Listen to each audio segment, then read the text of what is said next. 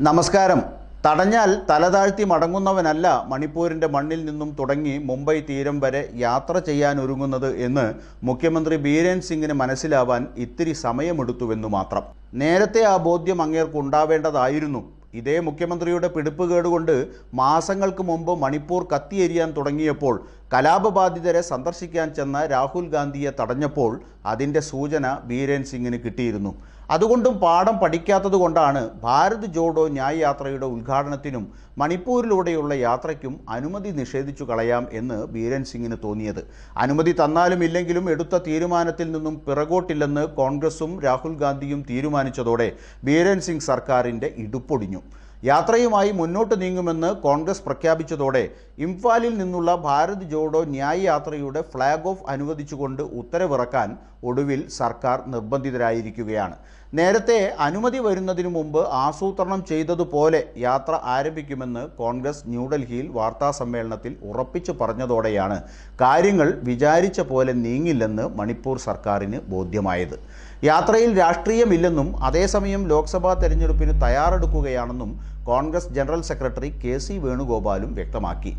മണിപ്പൂർ മഹാരാഷ്ട്ര യാത്ര ജനുവരി 14 മണിപ്പൂർ തലസ്ഥാനമായ ഇംഫാലിൽ നിന്ന് ആരംഭിക്കുന്നതുമായി ബന്ധപ്പെട്ട് മണിപ്പാൽ ഈസ്റ്റ് ജില്ലാ മജിസ്ട്രേറ്റ് പുറപ്പെടുവിച്ച ഉത്തരവിൽ അനിഷ്ട സംഭവങ്ങളും ക്രമസമാധാന പ്രശ്നങ്ങളും തടയുന്നതിനായി ജനുവരി 14 പരിമിതമായ എണ്ണം പങ്കാളികളുള്ള യാത്രയുടെ ഫ്ലാഗ് ഓഫ് മാത്രമേ അനുവദിക്കൂ എന്നും ആവശ്യമായ എല്ലാ മുൻകരുതൽ നടപടികളും സ്വീകരിക്കുന്നതിന് ഈ ഓഫീസിനെ പ്രാപ്തമാക്കുന്നതിന് പങ്കെടുക്കുന്നവരുടെ നമ്പറും പേരും ഈ ഓഫീസിൽ മുൻകൂട്ടി നൽകേണ്ടതാണ് എന്നൊക്കെയാണ് പറഞ്ഞിരിക്കുന്നത്.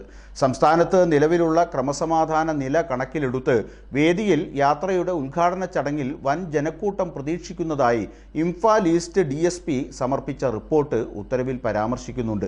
കൂടാതെ സെക്ഷൻ 144 CRPC പ്രകാരമുള്ള നിരോധനവും ജില്ലയിൽ പ്രാബല്യത്തിലുണ്ട് എന്നും കൂട്ടിച്ചേർത്തിട്ടുണ്ട്. മെയ് 3 മണിപ്പൂരിൽ വംശീയ അക്രമം പൊട്ടിപ്പുറപ്പെട്ടതു മുതൽ പ്രദേശത്ത് നിരോധനാജ്ഞ നിലവിലുണ്ട്.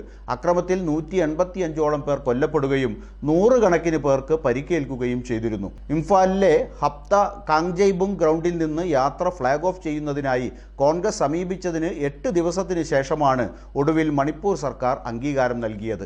AICC ആസ്ഥാനത്ത് നടന്ന വാർത്താസമ്മേളനത്തിൽ കെ.സി. വേണുഗോപാലും കോൺഗ്രസ് ജനറൽ സെക്രട്ടറി ജയറാം രമേശും മണിപ്പൂർ സർക്കാർ നിർദ്ദേശിച്ച നിയന്ത്രണങ്ങളോടൊന്നും പ്രതികരിച്ചില്ല. പകരം വാർത്താ സമ്മേളനത്തിൽ ഭാരത് ജോഡോ ന്യായ് യാത്രയുടെ ലഘുലേഖ പ്രകാശനം ചെയ്യുകയും യാത്രയുടെ വെബ്സൈറ്റ് പ്രകാശനം ചെയ്യുകയും ചെയ്തു.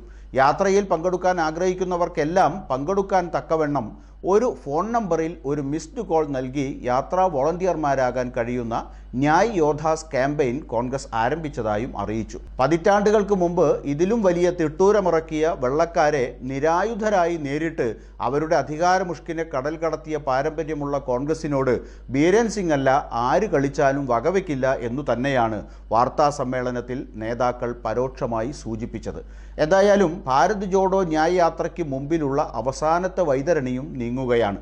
ജനുവരി 14 മുതൽ യാത്രാവിശേഷങ്ങൾ സാമൂഹ്യ മാധ്യമങ്ങളിലും തദ്വാര ജനമനസ്സുകളിലും നിറയുമെന്നു തന്നെ പ്രതീക്ഷിക്കാം.